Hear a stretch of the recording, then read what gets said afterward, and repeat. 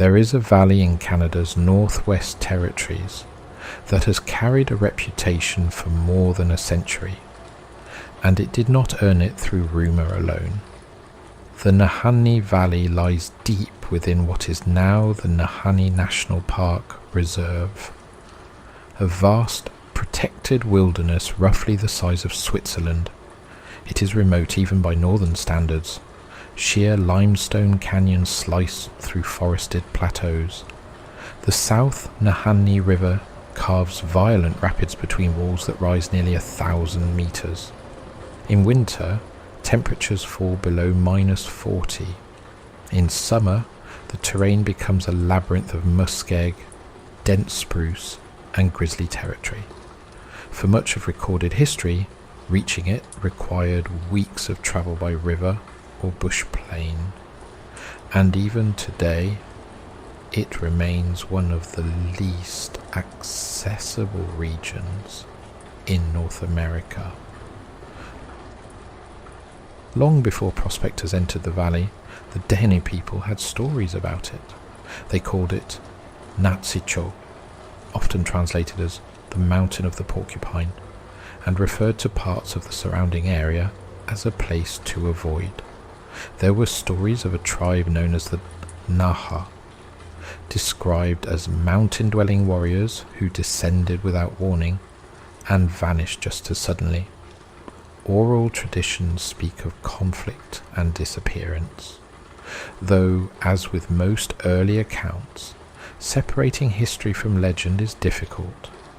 What matters is that when European explorers and gold seekers arrived in the late 19th century, they were entering a place already regarded with caution. The modern legend of the Valley of the Headless Men begins during the Klondike Gold Rush. In the 1890s and early 1900s, thousands of men moved north into the Yukon and Northwest Territories, chasing rumours of gold. Some were experienced miners, many were not.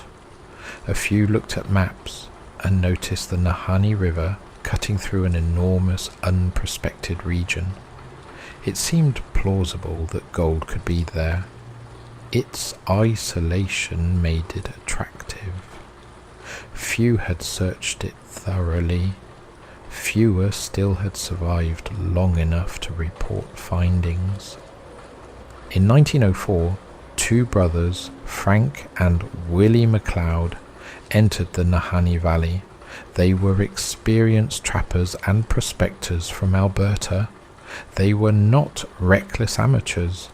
The brothers had heard stories of gold along a tributary later named Deadmen Valley. They packed supplies, travelled upriver, and disappeared. For 3 years there was no word. In 1908, a search party discovered their remains near their camp. Both bodies were found close to a small shelter they had built. Their skeletons were partially intact. Their skulls were missing. The detail that hardened the legend was not simply that they were dead, it was that their heads were gone. Accounts vary on the precise positioning of the bodies, but early reports claim one skeleton was found sitting upright against a tree, a rifle nearby, as though the man had died waiting. The skulls were not located in the immediate area. No clear evidence of animal scavenging was documented at the time, though record keeping was not forensic by modern standards. The brothers had vanished into a region already feared, and when they were finally found, they appeared to confirm the worst suspicions.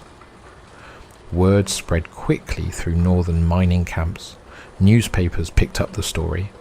Remote wilderness already unsettled most men. Decapitation elevated the fear. It suggested violence, not mere exposure or starvation. Within a few years, more disappearances followed. In 1917, a Swiss prospector named Martin Jorgenson entered the valley with his wife. He established a small cabin near the flat river. The following year, a passing trapper noticed smoke damage and found the cabin burned to the ground. Inside were charred human remains believed to be Jorgenson's. Reports later claimed his skull was missing. Whether it was destroyed in the fire or removed before is not clearly documented. The ambiguity only deepened the myth.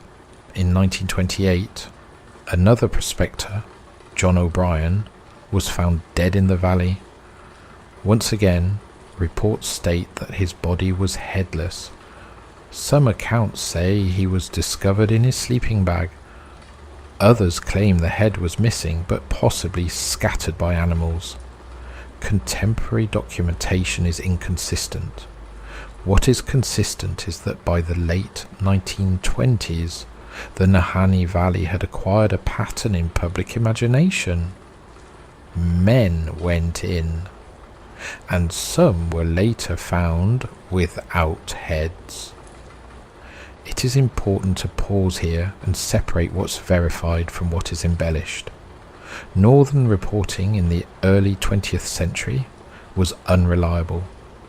Bodies decomposed quickly in summer and were scattered by scavengers. Wolves, bears, and wolverines are capable of removing and carrying off skulls.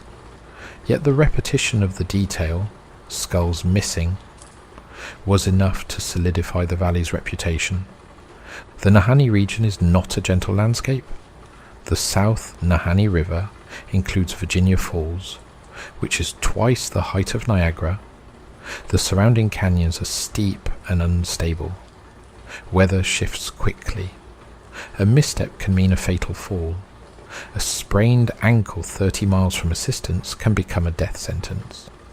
Men prospecting alone faced grizzlies, hypothermia, river crossings, and isolation severe enough to erode judgment. But ordinary wilderness death does not create legends that last a century. The Nahanni's reputation endured because it accumulated stories faster than explanations. There were additional claims of vanished trappers, lost surveyors, and unidentified bodies found years after death. Some reports describe headless skeletons discovered decades later by pilots or hunters.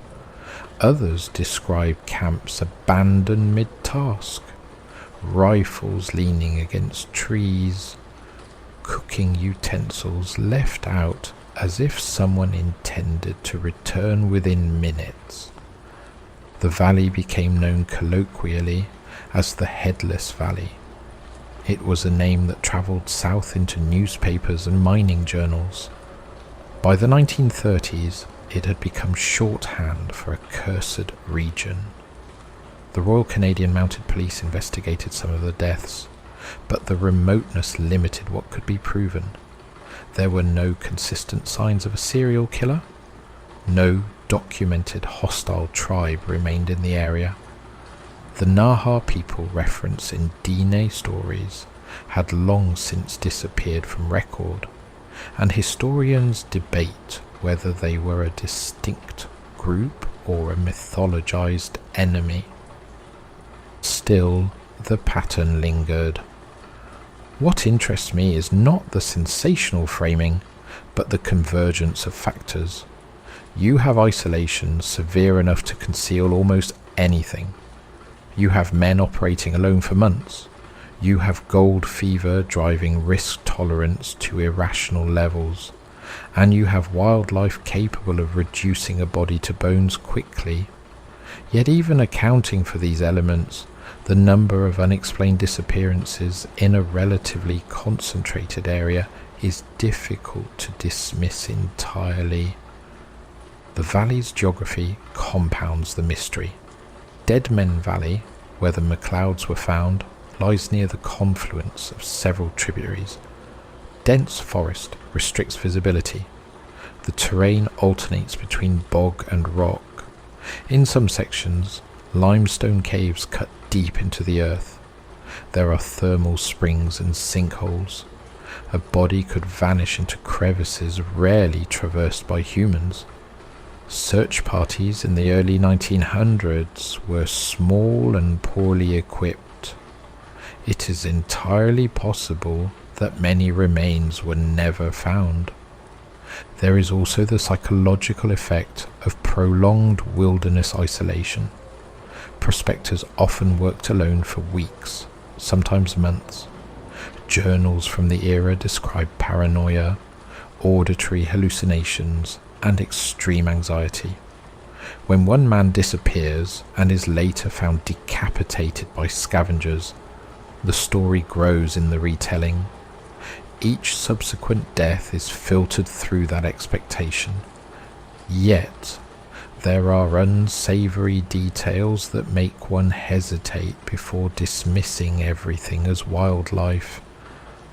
Some reports claim the McLeod brothers' bodies showed signs of deliberate separation at the neck vertebrae rather than random gnawing. Early accounts mention clean removal, though no autopsy reports survived to confirm this precisely. If true, that suggests human intervention. However, given the time elapsed before discovery and the lack of forensic preservation, such claims cannot be verified with certainty. Martin Jorgenson's burned cabin also raises questions. Cabins do burn accidentally. Lanterns fall, stoves overheat. But a burned structure with a decapitated body inside is an image that refuses to settle into mundane explanation. There are modern attempts to reframe the narrative. Many historians argue that the so-called Headless Men cases are exaggerated compilations of unrelated wilderness deaths. When records are examined individually, some lack firm confirmation that skulls were truly missing prior to animal disturbance. In several cases, the head may simply not have been recovered, and yet I find myself returning to the pattern of men found near their camps, not miles away, as one might expect from predation. The positioning suggests surprise or violence close to home. If an animal killed them, it likely would have dragged remains some distance. If they froze to death, why the repeated absence of skulls in reports? One cannot ignore that the Nahanni Valley during that period was effectively lawless. A prospector who discovered another's gold claim might have motive. Murder in such a region would be difficult to investigate. A body left in remote terrain would degrade rapidly. Removing the head, whether out of ritual, fear of identification, or simple brutality, would amplify terror and deter competitors. There is no documented serial murderer linked to the valley, but absence of evidence in such terrain is not meaningful proof of absence. The Royal Canadian Mounted Police conducted patrols in the early 20th century, but coverage was thin. Travel could take weeks by canoe and portage.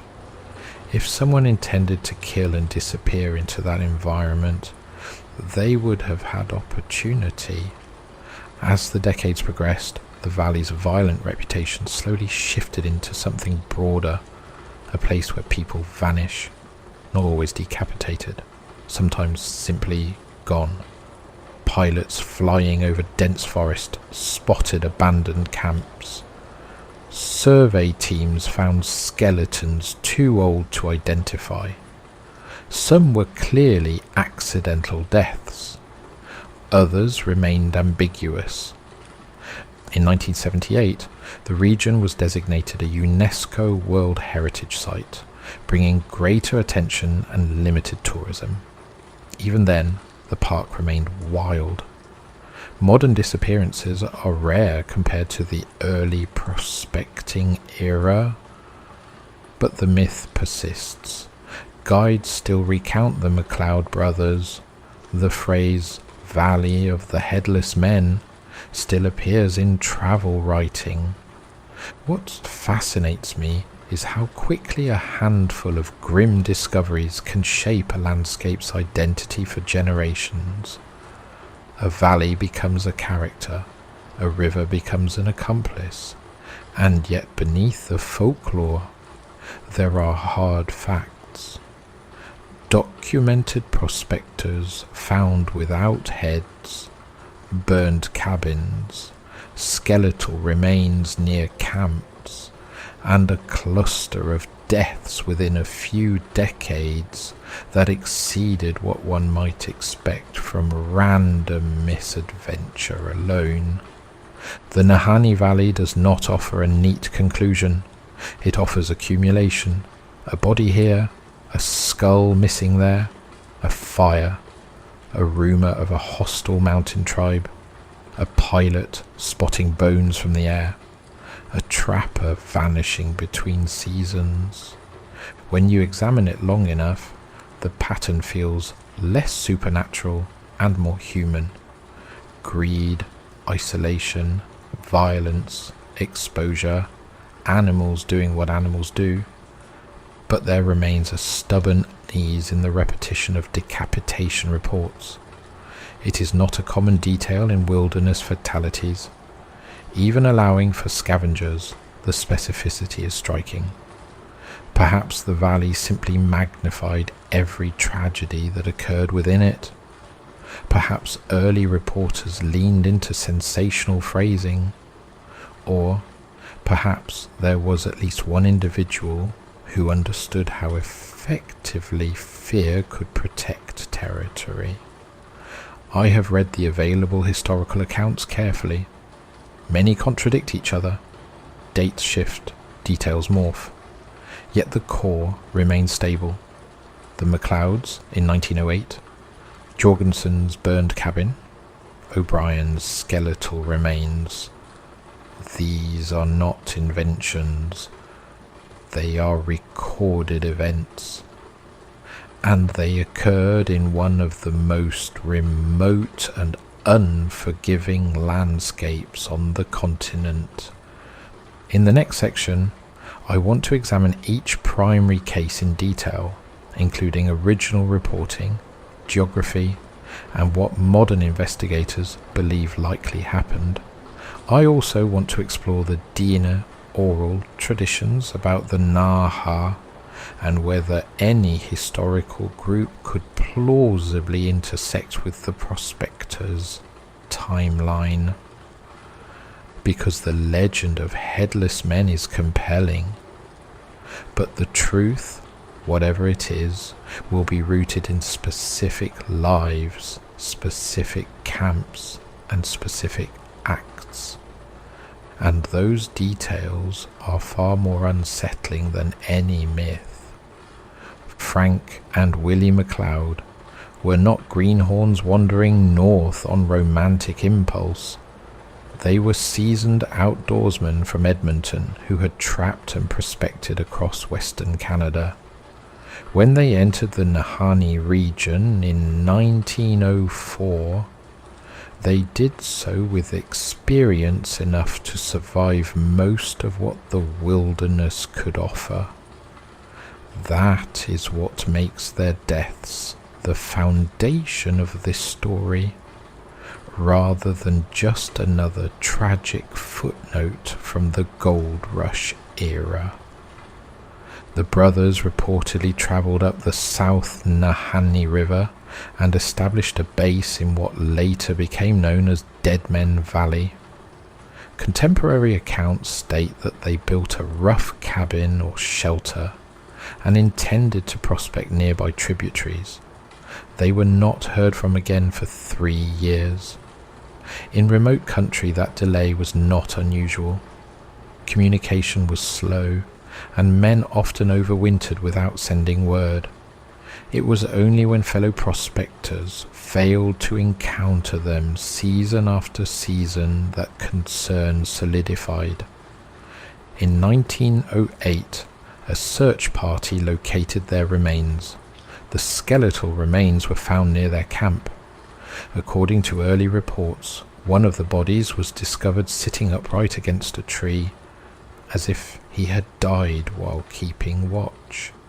A rifle was allegedly found nearby. Both skeletons were missing their skulls. That is the line that has echoed for more than a century. Both skeletons were missing their skulls.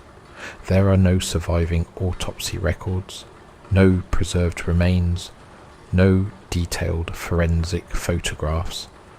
The skulls were never formally catalogued as recovered. What we have are written descriptions in newspapers and mining journals that describe the scene in sober but unmistakable language. Now, when a body decomposes in wilderness, scavengers begin with soft tissue. The neck is vulnerable, ligaments degrade, vertebrae separate. A wolf or bear can detach a skull. A wolverine can carry bones considerable distances. It is entirely plausible that animals removed the heads after death. What complicates matters is that the skeletons were reportedly found relatively intact otherwise. If scavengers had sufficient time to remove and carry off skulls, one might expect more widespread disarticulation. But we must be careful here. Memory reshapes scenes.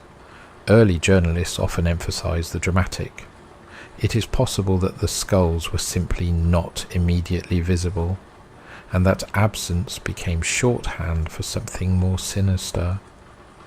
Yet there is an element that unsettles me: the positioning. One body upright against a tree suggests the man did not die in a violent struggle that scattered him across terrain. It suggests either sudden incapacitation or perhaps execution. If the brothers were ambushed, they might have been shot at close range. Gunshot wounds to the torso or head would not necessarily be obvious on skeletal remains without forensic analysis. If someone then removed the heads deliberately, it would create precisely the legend that followed.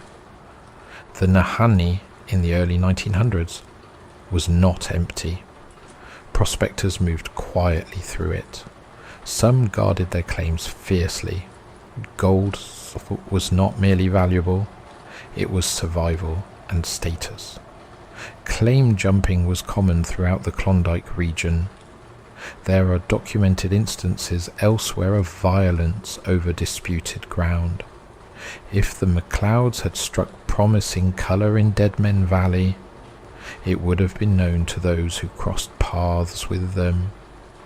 A man willing to kill for gold would understand that decapitation and disappearance would discourage investigation. However, there is no direct evidence of another prospector linked to their camp. No records describe spent shells, disturbed ground, or signs of struggle. The search party's account was brief and focused on recovery rather than crime scene preservation. If homicide occurred, its tracers may have degraded beyond recognition by the time the bodies were located. 3 years is a long time in northern forest. Freeze-thaw cycles fracture bone. Spring floods scatter debris. Animals revisit remains repeatedly. It is entirely possible that the original scene bore clearer signs that were lost before documentation. There is also the possibility of conflict with indigenous individuals, though I tread carefully here. By the early 20th century, there is no solid evidence of a hostile mountain tribe operating in the region. The Naha of Din oral tradition are believed by most historians to refer to an earlier group displaced centuries prior. There is no confirmed interaction between the McLeods and any organised local group that would suggest targeted violence. The RCMP did not attribute the deaths to indigenous attackers. After the McLeod's remains were found, the valley's reputation shifted from uneasy to ominous. Prospectors continued to enter, but stories travelled faster than men. The next major incident associated with decapitation concerns Martin Jorgenson. Jorgenson was Swiss-born and reportedly meticulous. In 1917, he and his wife established a homestead-like claim near the Flat River, a tributary within the greater Nahanni system. They built a small cabin. Some accounts suggest he had found encouraging signs of gold. He sent word to acquaintances that he was confident in the location. In 1918, a trapper passing through discovered the cabin burned to its foundation. Inside were charred human remains believed to be Jorgenson's. His wife was not present and is thought to have left the region earlier, though records vary. The remains were described as headless. Fire complicates everything. High heat can fracture skulls and scatter fragments. If a cabin collapses during a blaze, heavy timbers can crush cranial bone. Determining whether a skull was deliberately removed prior to burning would have required careful examination that simply was not standard practice in that environment at that time. Still, again, the report emphasized decapitation. Whether that emphasis was accurate or sensational is impossible to confirm today. If Jorgenson was murdered, arson would be an efficient way to erase evidence. Burn the cabin. Destroy identifying material. Leave the body to degrade further. In remote country, a burned structure could go unnoticed for months. If someone coveted his claim, eliminating him quietly and attributing the death to accident would be practical. Alternatively, the cabin fire could have been accidental. Stoves in frontier cabins were notoriously unstable. If Jorgenson died in the fire, the skull may simply have been damaged beyond recognition and scattered. Early observers encountering a charred, incomplete skeleton might describe it as headless without precise anatomical verification. In 1928, John O'Brien's case added fuel. O'Brien was a prospector reportedly found dead in the valley with his skull missing. Accounts differ on whether he was discovered in his sleeping bag or near camp. Again, documentation is sparse. Again, decapitation is central. 3 separate cases spanning roughly 24 years, all linked by missing skulls, all in the same valley. If these were the only incidents, one might shrug and attribute coincidence amplified by repetition. But there were other disappearances, less dramatic, but no less real. Trappers who did not return, prospectors whose camps were later found abandoned, pilots decades later who reported skeletal remains spotted from the air without clear identification. The Nahanni is not a place that gives up its dead easily. Dense canopy obscures sightlines. River currents can carry remains miles downstream. Sinkholes and limestone caves can swallow evidence permanently. There are documented karst systems in the region where a body could fall and remain undiscovered indefinitely. There is also a cultural layer to consider. Gold Rush communities thrived on storytelling. Fear served as both entertainment and warning. A valley branded as lethal discouraged overcrowding. Men who survived could cultivate reputations as hardened veterans of cursed territory. Newspapers in southern Canada and the United States were eager for northern horror stories. They sold papers.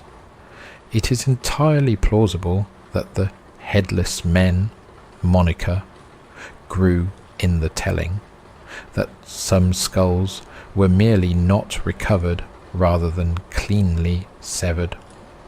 And yet, I keep circling back to the number of cases tied to a relatively small geographic corridor. The South Nahanni River system is vast, but not infinite. Deadmen Valley and the Flat River region were specific, known prospecting zones. If multiple independent deaths occurred there under similar descriptive circumstances, one must at least entertain the possibility of human agency. If there was a murderer operating in the valley in the early 20th century, he would have required certain characteristics. He would need to navigate extreme terrain confidently. He would need patience, waiting for isolated men. He would need knowledge of the river system to avoid detection. He would need motive, likely gold. Such an individual would not need to kill frequently. A few well-placed acts over decades could cement reputation without drawing sustained investigation, especially given the logistical difficulty of deploying police in that era. However, there is no documented suspect fitting this description. No confessions surfaced. No contemporary letters mention a known violent prospector dominating the region. It is equally possible that the valley itself is responsible in a more mundane but no less brutal way. Hypothermia can cause paradoxical undressing and confusion.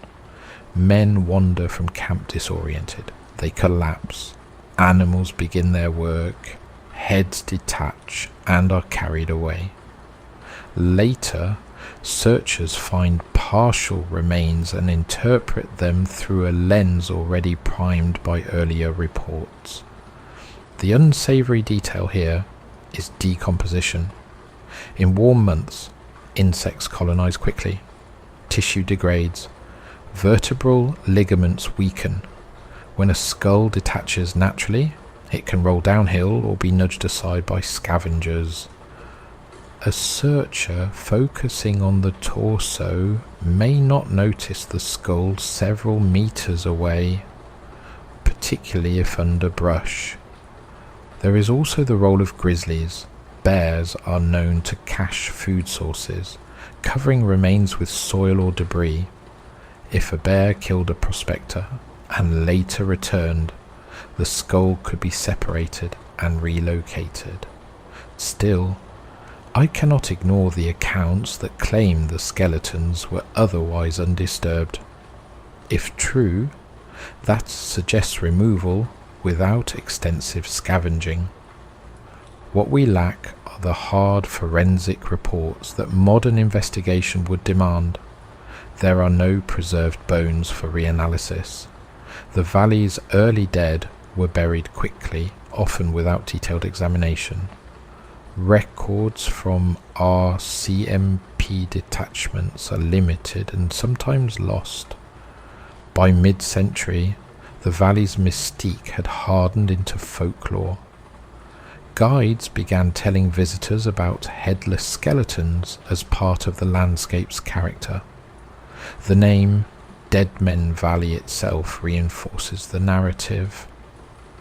though it likely originated simply from the McLeod's discovery rather than pre-existing dread. The valley became less a site of investigation and more a story container.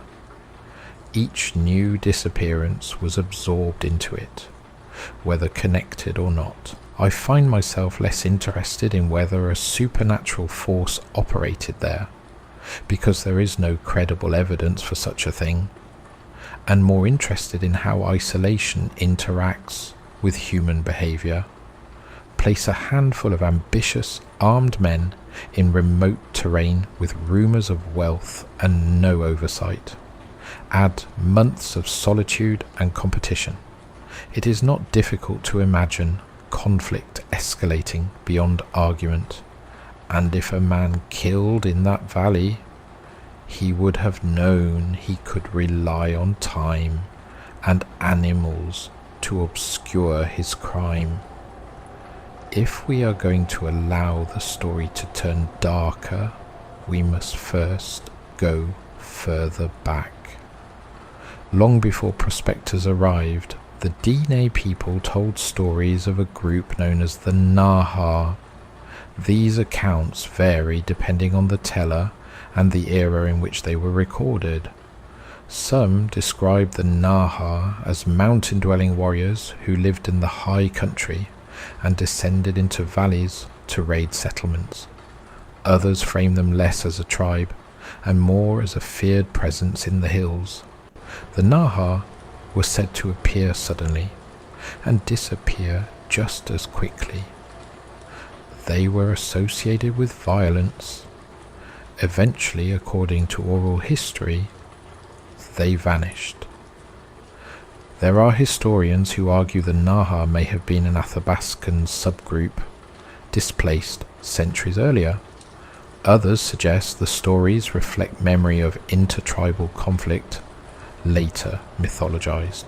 There is no firm archaeological confirmation tying a specific documented group to the name Naha in the Nahanni region, but the oral tradition predates the gold rush era by generations. The reason this matters is not because it proves anything paranormal, but because it establishes that the valley's reputation for danger did not begin with Frank and Willie McLeod. The land already carried a narrative of hostility and disappearance. When early 20th century prospectors encountered headless skeletons, they were primed to interpret what they saw within that existing story structure. A missing skull could become confirmation of ancient violence rather than animal scavenging. Fear fills gaps quickly. However, there are unsavory consistencies in the accounts that are difficult to dismiss entirely as storytelling drift. The removal of heads is not a typical byproduct of wilderness exposure. It requires either prolonged scavenger activity or deliberate action. In several reported cases, the skulls were not simply displaced a few meters away.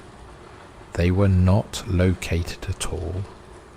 Let us entertain the possibility, however uncomfortable, that at least one of these early deaths involved human agency. In the early 1900s, the Nahanni region was beyond consistent law enforcement reach. The Royal Canadian Mounted Police maintained detachments in the broader Northwest Territories, but response times could stretch into weeks. A murderer operating in that environment would not face rapid pursuit. There were economic motives. A productive gold claim could transform a man's prospects. Killing for gold was not unheard of during rush periods. Removing the head of a victim would serve several purposes. It would make identification more difficult in an era before dental record systems were standardized in the North. It would also amplify terror. A decapitated body carries a psychological weight that a simple gunshot victim does not. Fear could deter competitors from approaching a claim. But here is where the narrative begins to strain. The Nahanni deaths span decades. For a single murderer to operate intermittently over 20 or 30 years would require extraordinary longevity and secrecy. No name emerges repeatedly in connection with the valley during that period. No whispered accusations persisted strongly enough to survive into modern documentation. So, if not a single killer, could there have been multiple violent encounters framed later as a unified legend? That is possible. The valley may have seen isolated acts of homicide, unrelated to each other, later bundled into a pattern by journalists and storytellers. And yet, the paranormal interpretation refuses to die. By the mid-20th century, writers began to connect the Nahanni with broader mysteries. Strange lights reported over remote ridges, unexplained sounds echoing through canyons, pilots describing a feeling of unease when flying over certain sections of Deadmen Valley. It is important to note that such accounts are anecdotal and not formally documented in aviation incident logs, but they appear consistently in memoirs and travel writing. The Nahanni landscape contributes to this perception. The canyons are narrow and deep, amplifying wind into low-frequency resonance. Temperature inversions create mirages along river bends. Magnetic anomalies caused by mineral deposits can interfere slightly with compass readings. None of these are supernatural. All of them are disorienting. In isolation, the human brain begins to interpret ambiguous stimuli as intentional. A distant rockfall becomes a footstep. Wind through spruce becomes whispering. If a prospector already knows that men have died headless in that valley, every unexplained sound acquires implication. There are also the caves. The Nahanni region contains extensive limestone karst systems. Caves with vertical drops, hidden entrances, and subterranean chambers have been mapped only partially. Some descend hundreds of meters. If a body were placed in such a system, it could remain undiscovered indefinitely. Bones would not be easily scattered by animals in those environments. They would simply rest in darkness. Modern speleological surveys have uncovered animal remains and geological formations, but no confirmed human skeletons directly tied to the early headless cases. That absence does not disprove anything. It merely reminds us how incomplete our search of the region remains.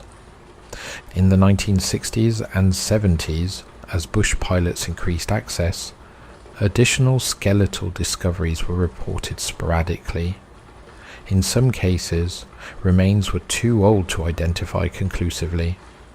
Some may have been linked to known missing persons. Others were simply catalogued and left without resolution.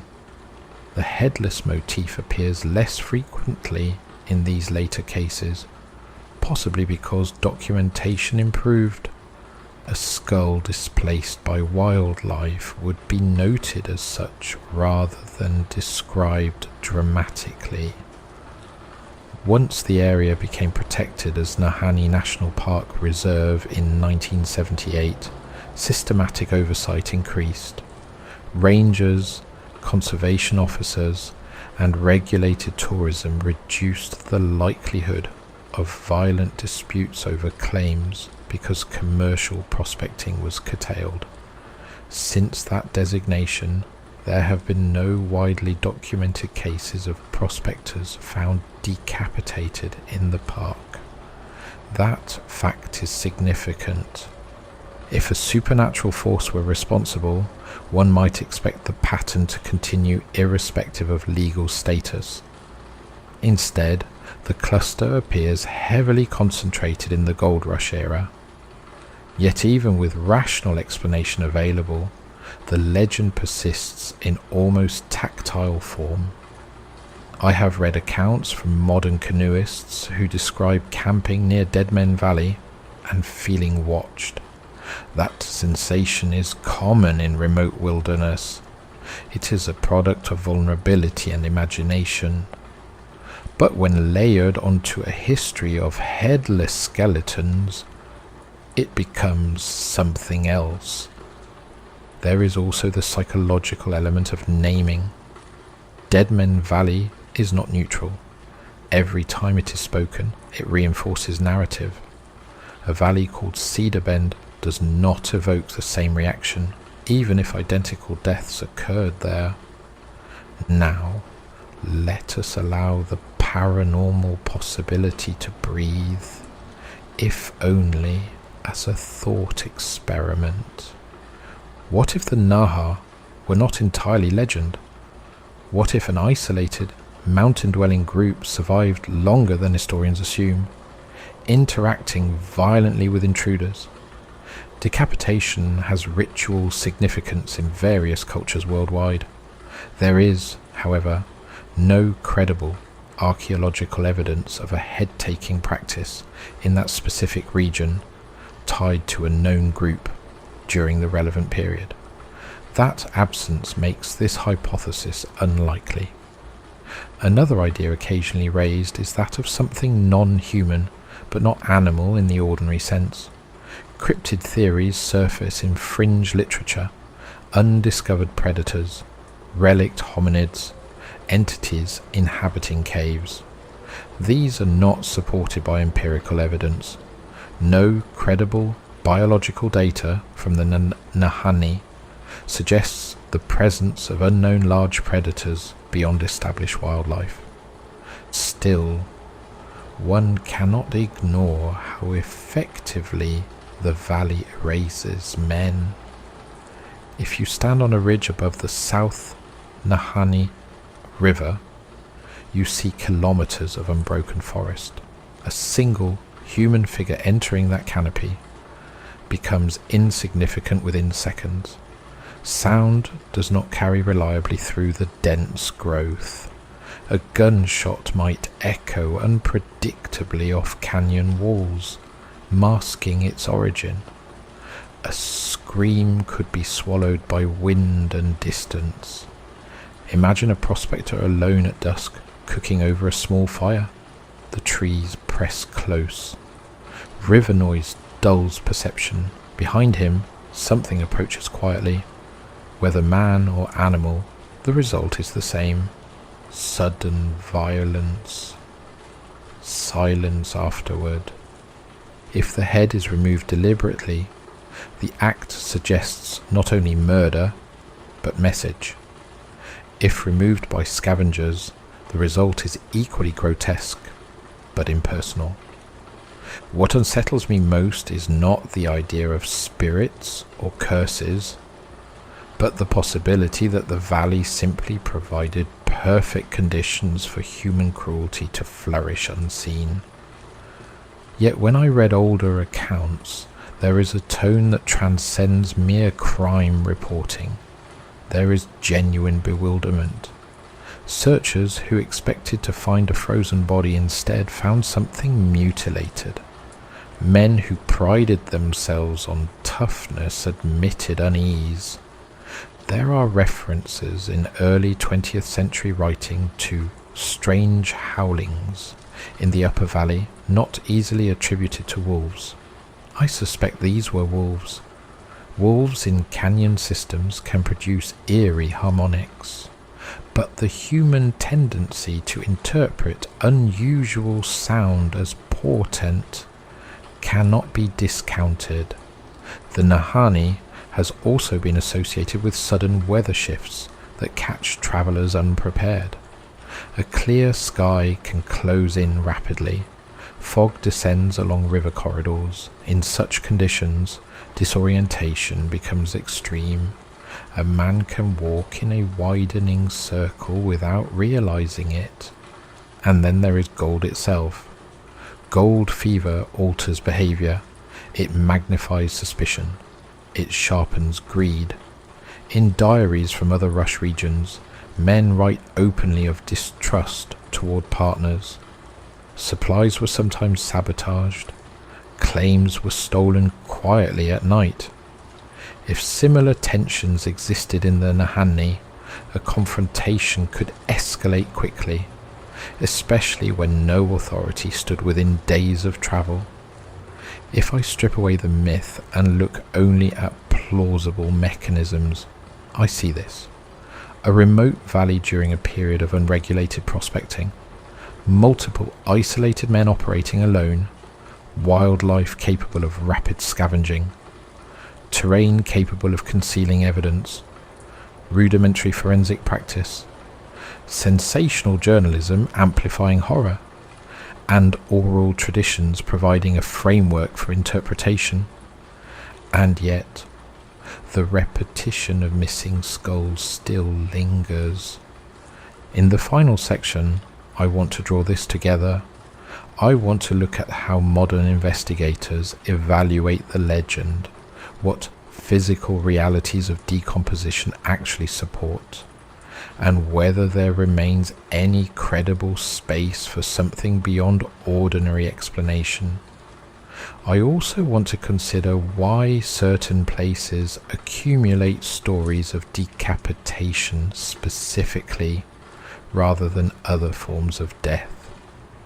Because the Nahanni Valley does not merely host a series of deaths, it hosts a particular kind of death repeated enough times to stain its identity.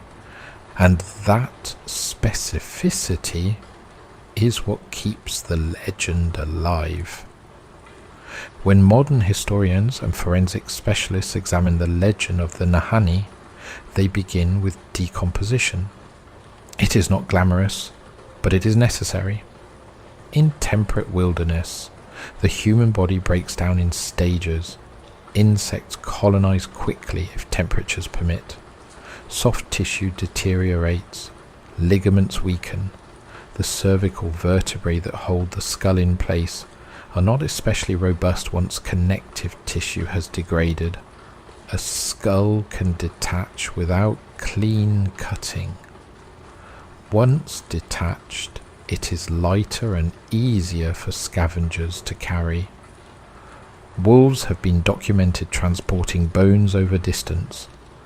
Wolverines are particularly notorious for dragging remains away from original sites. Bears will scatter skeletal material during feeding. Over 3 winters and summers, freeze and thaw cycles expand and contract bone. Spring floods shift debris. It does not require ritual violence for a skull to be absent from a torso years after death. If the McLeod brothers died in 1904 and were not discovered until 1908, their bodies endured at least 3 full annual cycles in an ecosystem rich with scavengers. That alone can account for skeletal separation. The burned cabin of Martin Jorgenson introduces fire into that equation. Fire weakens bone dramatically. Cranial bone fractures under high heat. When a structure collapses, beams crush and scatter fragments. It is entirely possible that observers encountering a charred torso without an obvious skull interpreted that as deliberate removal, when in reality the skull had fragmented or been displaced under debris. John O'Brien's reported case in 1928 may follow similar patterns. Without preserved remains or detailed coroner's documentation, we rely on second-hand descriptions. From a strictly forensic standpoint, there is no surviving physical evidence proving intentional decapitation in any of the major Nahanni cases. And yet, something still resists complete rational flattening. The clustering. It is one thing for a body to lose a skull to wildlife in isolation. It is another for multiple independent reports across 2 decades in the same valley to emphasize the same feature. Even if journalism amplified it, the core detail had to originate somewhere. One possibility that rarely receives sustained attention is staged post-mortem mutilation. A prospector encountering a dead rival might remove the head not as a primary act of murder, but as a secondary act of intimidation, a warning to others, a method of enhancing an already fearsome landscape. Imagine arriving at a rival's abandoned camp. He lies dead from exposure or illness. You remove the skull and hide it. When others discover the remains, the valley acquires reputation. You discourage further intrusion without firing a shot. It is a macabre strategy, but not beyond human imagination. There is also the potential for a single, violent episode to echo artificially. If 2 early bodies were genuinely decapitated, later ambiguous cases might have been interpreted through that precedent. Once a narrative is established, perception aligns itself accordingly. When the Nahanni became a protected reserve in 1978, industrial-scale prospecting ended. With it, the motive structure for goal-driven violence diminished. Modern disappearances in the park are rare and generally attributable to known causes: falls, drowning, exposure. None have solidly replicated the headless motif. That is telling. It suggests the phenomenon was historically bounded, not ongoing. And yet, the valley's atmosphere remains unchanged. Stand on the rim of First Canyon and look down into the narrow river corridor. The limestone walls rise sheer and pale. The forest above them is thick and dark. Wind moves unpredictably. The scale dwarfs human presence. You are aware of your own fragility in a way that suburban life never demands. In that awareness, the mind reaches for explanation. There are reports, modern but anecdotal, of strange acoustic phenomena in the upper valley. Low-frequency vibrations that feel like distant machinery. Sudden silences where birds cease calling. Sudden reappearance of sound moments later. These experiences have mundane explanations rooted in terrain and airflow. But if you have read about headless skeletons before arriving, you interpret those silences differently. Paranormal theories cluster around 3 ideas. The first is residual violence, the notion that places absorb trauma and echo it. There is no empirical support for this concept. It remains in the realm of belief. The second is undiscovered species or relic populations inhabiting inaccessible cave systems. Extensive biological surveys have found no credible evidence of such predators beyond known wildlife. The third is interdimensional or geomagnetic anomalies linked to mineral composition. While magnetic deposits can affect compass readings slightly, they do not open gateways. Still, The valley produces a sensation that resists easy dismissal. I have read accounts from bush pilots describing reluctance to land in certain stretches without clear necessity. That reluctance may stem from difficult wind patterns and limited emergency options, or it may stem from inherited narrative. Humans pass unease along like heirloom silver. When I consider the Nahanni, I am drawn less to ghosts and more to thresholds. It is a place that tests the boundary between civilization and its absence. During the gold rush, men crossed into it, believing they could extract wealth from indifferent terrain. Some succeeded, some did not return. Those who died left behind bones in forest that does not hurry. The head, in symbolic terms, represents identity. Remove it and you erase a face. You erase recognition. In the early 20th century, without modern identification methods, a skull carried key markers for who someone had been. If skulls were absent, certainty vanished with them. Families waiting in Edmonton or Vancouver would never have definitive closure. There is cruelty in that uncertainty. If animals removed the skulls, the cruelty was impersonal. If humans did, it was deliberate. The Nahanni does not answer which. There are those who argue that the valley's legend is simply a product of frontier sensationalism, no more mysterious than any other remote region with a handful of violent deaths. That is partly true. Remote regions accumulate myth quickly because they lack immediate contradiction. Stories fill space where oversight does not reach. But there is also something about repetition that unsettles the analytical mind. 3 confirmed early cases with headless descriptions, additional disappearances, burned structures, abandoned camps. The valley became a container for unresolved ends.